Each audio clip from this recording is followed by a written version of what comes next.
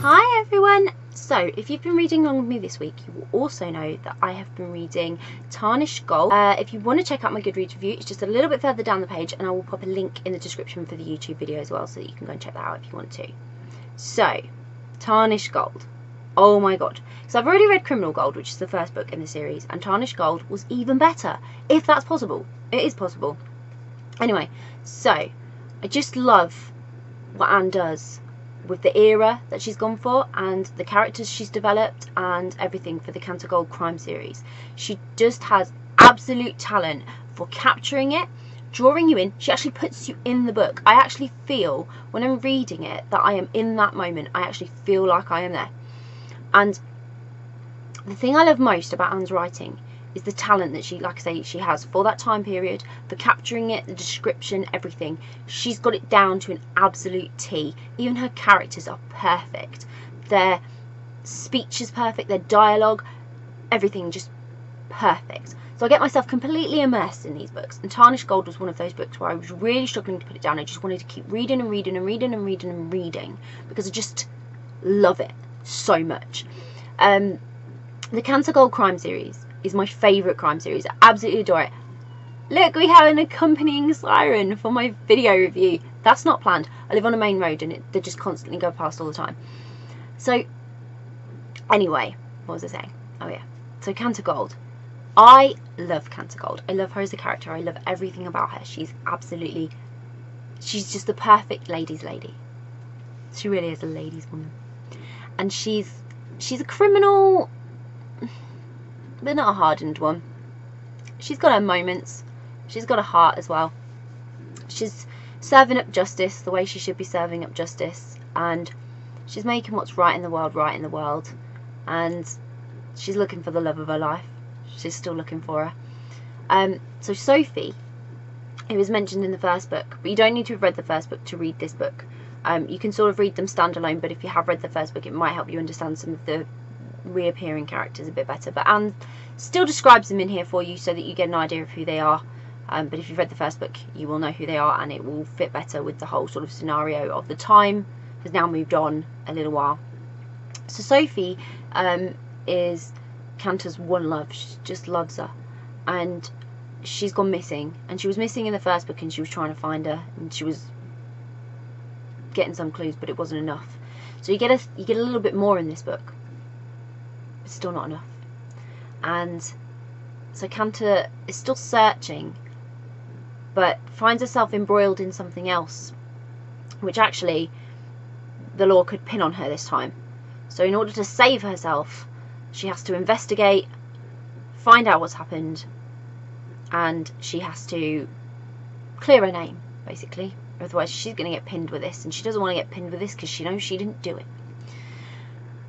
She's been sourcing, she sort of sources goods, but very high valuable goods, so artwork and collectibles, jewellery, things like that.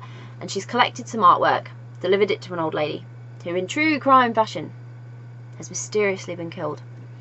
But another family member gets killed as well, all in the same family, and there's a lot of finger pointing at a lot of different suspects, including Cantor, and so it's a big puzzle that needs to be put together, unravel all the clues. And Anne just kept me guessing every page.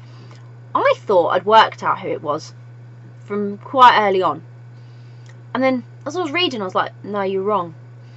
And I wasn't quite sure if I was wrong or not, but something told me that I might be, because there were just too many coincidences, and there was too many characters to be sure. Not too many characters to confuse you, but too many to be 100% sure. Now, one character that came into this book that I absolutely adored is Vivian. Vivian, hence the lipstick and the makeup, because I don't look like Cantor. Can't put slashes in my face and stuff. I mean, my face looks bad 90% of the time, but felt like being a little more glamorous. Now, I'm not as glamorous as Vivian. She's very glamorous, very attractive woman, and she even manages to trip Cantor a little bit, and I loved her as a character. So I really, really hope she's going to be in more of the series in future, because she's a character that I would really like to know more about, a lot more about.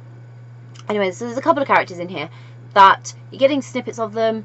It's hard to point the finger, And when the finger is pointed, it's a complete surprise to you. You wouldn't even suspect. It wasn't even on my suspect list. I have a little suspect list when I'm reading Cantor books. I start writing a little list of names. Could be this person, could be that person.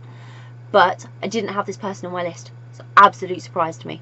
And I loved it. I absolutely loved it, how it all came together. And at the end, I don't know what Cantor's going to do now. So I really want to read book 3. Because I really want to know what she's going to do next. I do. I want to know. She did something at the end and I thought, oh, is that the right thing? We'll see. We'll see. We're going to see in book 3. I know we are.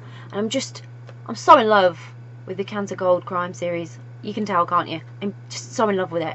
I'm in love with the time, sort of the nature of it, the glamour, and storytelling of it.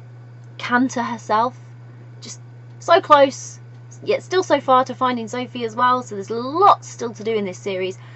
Book 4 is coming out soon, so if you haven't started reading this series yet, you want to start, because you want to be ready for book 4. And I just hope there'll be so much more in the Cantor Gold crime series. I really do. Cantor is an amazing character, and Anne's done so well to create this series, and I'm completely enamoured by it. I just love it. I love it so much.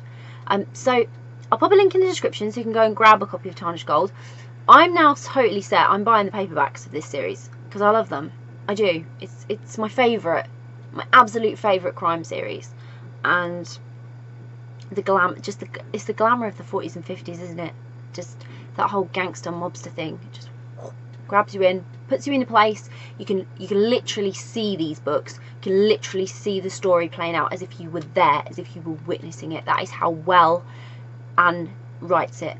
All in first person as well, so you're getting that narrative, sort of Cantor telling you the story, like she's recalling it back when she's doing an interview with the cops. That's what it sounds like sometimes, and it's just perfect. Perfect tone, perfect book, perfect story, perfect crime. Loved it. Absolutely brilliant. Fantastic. Amazing, amazing, amazing series. And Tarnished Gold, brilliant book. So, if you've read it, please let me know what you thought of it. If you love this series as much as I do, again, please let me know. If you're going to read it, let me know. And if you've got it on your to be read list, again, get in touch. We want to know. So, if you do pick up a copy of Tarnished Gold, which I really, really hope you will, use the link, buy a copy of the book. You will not regret it, I swear. It's fantastic.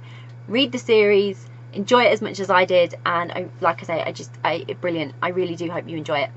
Bye!